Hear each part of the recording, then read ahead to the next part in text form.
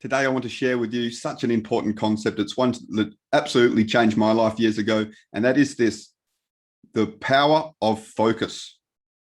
Because we feel whatever we focus on.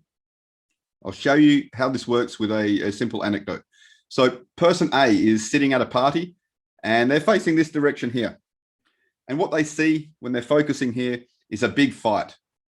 Okay, there are people yelling and screaming. Somebody throws a glass of alcohol in somebody's face. It's terrible. And when someone asks this person, how was the party?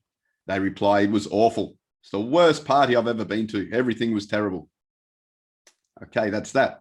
Now, person B was at the same party, but they were sitting just slightly left to person A. They were focused just a couple of degrees here, focusing in this direction. And what they were focused in on was the dance floor. And there were people singing and laughing and dancing, having the time of their life. And when somebody asks person B, how was the party?